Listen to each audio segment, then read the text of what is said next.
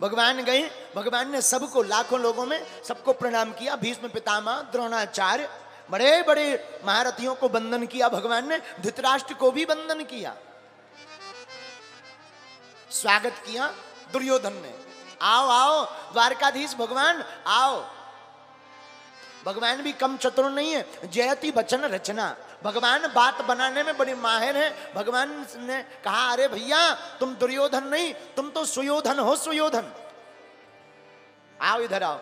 मूर्ख लोगों को अपनी प्रशंसा सुनना बड़ा प्रिय होती है। जो आदमी बहुत मूर्ख होता है ना, वो अपनी प्रशंसा खड़े कानों से सुनता है। लेकिन जो बुद्धिमान होता है ना, वो प्रशंसा नहीं सुनता। बुद्धिमान व्यक्ति अपनी कमियां खोजता है कि मुझ में कमी क्या है ताकि मैं उनको सुधार लूं। लेकिन मूर्ख कमी कोई कह देना नाराज हो जाता है, तुम्हें तो यही दिखाई पड़ता है, समझ जाना मूर्ख है। और मूर्ख को समझाए से ज्ञान गांठ को जाए, कोयला होए ना उजरो, नौ मन साबुन खाए। मूर्ख को समझाना भी नहीं चाहिए। मूर्ख की तो मीठी मीठी बातें करके तारीफ कर देना चाहिए। अरे भैया तुम ही भगवान हो। तो सब लोग कहते थे दुर्योधन, भगवान ने कहा अरे आओ मेरे प्यारे सुयोधन। दुर्योधन का मतलब होता है मंद बुद्धि वाला। सुयोधन का मतलब होता है सुंदर और तीक्ष्ण बुद्धि वाला। आओ भैया सुयोधन। सब तुम्हें दुर्योधन कहते होंगे, मुझे तो तुम में सुयोधन नजर आता है। दुर्योधन भी फूल करके कुप्पा हो गया, वाह हमारी बड़वारी हो रही। वो भी द्वारकाधीश कर रहे हैं, वो भी फूल करके एकदम गदगद हो गया, रसगुल्ला बन गया मोटा सा। महाराज आप अच्छे पधारे। भगवान ने कहा पांडवों को कुछ दे दो। दुर्योधन बोला क्षमा करना महाराज, कुछ भी नहीं दूंगा। पांडवों को अगर कुछ मिलेगा तो युद्ध से ही मिलेगा, युद्ध में जो जीतेंगे वही मिलेगा, युद्ध के पहले नहीं। भगवान बोले 5 गांव दे दो। नहीं महाराज क्षमा करना, हमारी तुम्हारी यारी अलग है, पर पांडवों को 1 गांव नहीं दूंगा। भगवान बहुत समझाते रहे, दुर्योधन नहीं माना। भगवान तब नखड़ करके बोले अरे पगला, अरे दुर्योधन तुमने कभी युद्ध देखा है? तुम्हारे दादा परदादा ने कभी नानी के मुंह से सुना होगा कि युद्ध का परिणाम क्या होता है? युद्ध का परिणाम भीषण होता है। लाखों स्त्रियां विधवा हो जाती हैं, लाखों बच्चे अनाथ हो जाते हैं। इसलिए कभी भी हो ना, युद्ध की तरफ नहीं जाना चाहिए। जिंदगी में ऐसी कोई परिस्थिति आवे जब द्वंद्व खड़ा हो जाए, धर्म की बात आ जाए, तो धर्म में भी युद्ध की तरफ नहीं, धर्म में भी बुद्धि की तरफ जाना चाहिए। बुद्धि का प्रयोग, बुद्धत्व का प्रयोग, संस्कार का प्रयोग करना चाहिए, युद्ध नहीं करना चाहिए, चाहे आपस में पति पत्नी में हो या परिवार में। भगवान ने बहुत समझाया, परंतु दुर्योधन नहीं माना। भगवान थोड़ा नाराज हुए, टेढ़ी मेढ़ी बातें बोली, तो दुर्योधन तो बड़ा चालबाज आदमी, तुरंत हंस के बोला अरे अरे ऐसी कैसी बातें करते, आओ आओ आप आज आए हो, हम आपको पता है ना हमारी माँ कितनी पतिव्रता है। दुर्योधन बोला हमारी माँ ने तो पिता की आंखों के कारण अपनी आंखों पे ही पट्टी लगा ली, और आज हमारी माँ ने ना आपके लिए बढ़िया बढ़िया भोजन बनाया है, पकवान 56 भोग। भगवान मुस्कुराते हुए बोले क्षमा करना दुर्योधन, हम तुम्हारे यहां खाना नहीं खा सकते, हमारा आज निमंत्रण है। आपका निमंत्रण भला किसने कर दिया? ठाकुर जी बोले भैया हमारो निमंत्रण हमारे काका विदुर जी ने कर दिया है।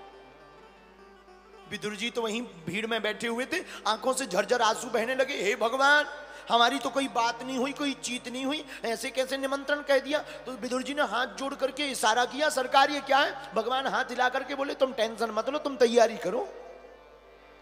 विदुर जी का दिमाग खराब, हे भगवान न बताया न सीधा, आज तो मान बढ़ा दिया, आज तो विदुर जी बड़े गदगद। दुर्योधन बोला क्षमा करना का नहीं है। अब विदुर जी कोई मंत्री वंत्री पद पे नहीं रहे, साधारण हो गए। भगवान बोले हम मंत्री पद पर नहीं है, तभी तो उनके घर जा रहे हैं। बात बहुत अच्छी है, बन जाते हैं लाखों रिश्ते, जब पैसा पास होता है टूट जाता है वो रिश्ता गरीबी में जो सबसे खास होता है।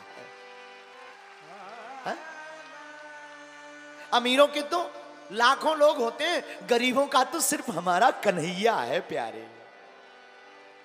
गरीब का तो सिर्फ कृष्ण होता है, गरीब का तो सिर्फ माधव होता है, गरीब के तो सिर्फ हमारे चित चोर हैं, बाकी कोई नहीं है।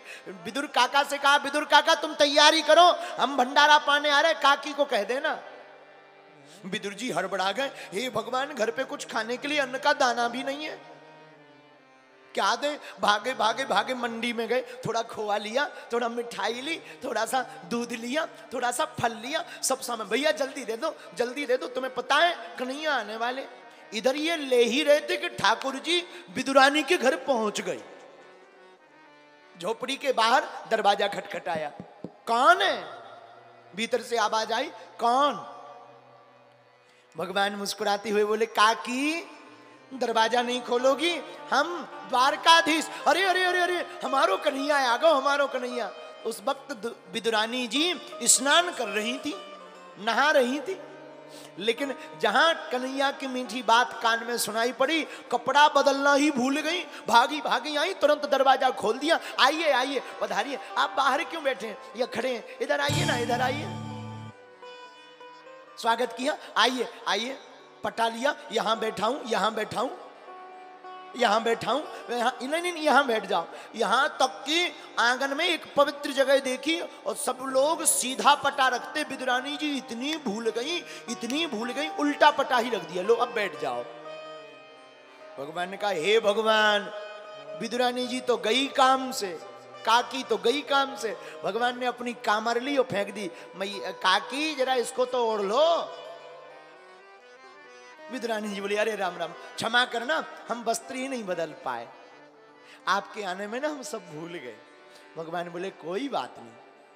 विदुरानी जी को देख करके भगवान, भाव को देखकर भगवान इतने नाटकी हैं, अपने पेट पर हाथ घुमा करके हमारे ठाकुर जी बोले, काकी मुझे भूख बहुत लगी आज। हे भगवान, भूख क्या लगी? क्या दूं क्या दूं? भागी भागी कदली ले आई, केले, और तो कुछ है नहीं, ये केले हैं हमारे पास ठाकुर जी।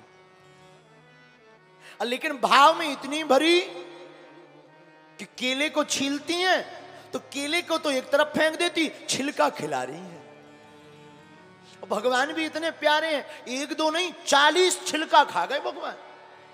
ये तो भगवान है ना, कोई और होता 2-3 छिलका के बाद में ही पेट में गुटर गुटर मुंह से मिक्सचर मशीन चालू हो जाती। ये तो भगवान है ना। तो विदुरानी इतने भाव में भरी कि विदुरानी केले के छिलके को छीलती, केला फेंक देती, लोग माधव खाओ जरा बताओ मीठे, और भगवान भी इतने चतुर, काकी ऐसे मीठे केले तो मैंने कभी ना खाए। विदुरानी बोली, हाँ अपने है ना घर के, ये कन्हैया ये अपने घर के केले। तब तक विदुर जी आ गए, अरे ओ विदुरानी, मृदुला। हाँ महाराज। अरे मृदुला तू जल्दी कर, कन्हैया आने वाले हैं, न्योता है, ये खोवा ले, ये मिठाई ले, ये दूध ले, जल्दी कुछ बना, और तू कपड़े पहन ले, तुझे पता है द्वारकाधीश आने वाले हैं। तो विदुरानी बोली, अरे आप यहाँ क्या खड़े बातें कर रहे हो, वो तो कब के आ गए। हे भगवान, कहाँ है? भीतर बैठे हैं, भीतर। भागे भागे विदुर जी गए, हे भगवान, आंखों से अश्रु बहने लगा, चरणों में चरण पकड़ के बैठ गए। सरकार आप इतनी जल्दी आ गए? काका आ नहीं गए, हमें मोई भूख लगी थी, हम तो केला भी खा गए, और जब देखा तो केला वहीं पड़े, छिलका गायब है। महाराज ये छिलका कहाँ गए? ठाकुर जी बोले, छिलका हमने तो केला खाए। हे धत तेरे की, राम राम राम राम राम राम राम राम। महाराज आप केला नहीं खाए, ये पगली ने आपको छिलका खिला दिया। ठाकुर जी बोले, काका एक बात बताएं, न काकी को ध्यान रहा न मोए ध्यान रहा भूख में, मुझे तो लगा मैंने केले ही पाए हुए हैं। विदुर जी की आंखों से आंसू बह गए कि ठाकुर जी कितने प्यारे हैं, केले के छिलकों को भी केला बता रहे हैं। आहा, झरझर करके आंखों से आंसू बहते, बड़े प्रेम पूर्वक ठाकुर जी रहे। अच्छा काका अब हम जाएं? आपको जाना है? हाँ ठीक है, जाना है तो जाओ। भगवान द्वारका चले गए।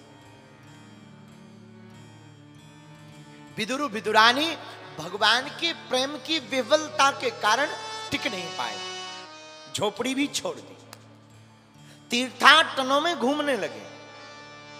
मंदिरों में जाते, तीर्थों में जाते, गीत गाते गोविंद के। सच बता में जिसे इसका दीदार हो जाता है ना, वो फिर संसार के काम का नहीं रहता है। हमारे माधव का दीदार, हमारे प्रभु का। एक बात बोले, क्षमा करना, संसार के लोगों को भगवान का भक्त पागल दिखाई देता है, लेकिन भगवान के भक्त को संसार के लोग पागल दिखाई देते हैं। दोनों एक दूसरे को पागल समझते हैं। और एक महात्मा कहते थे, इन बिगड़े दिमागों में भरे अमृत के लच्छे हैं। अरे हमें पागल ही रहने दो, ऐसे हम पागल ही अच्छे हैं। आहा।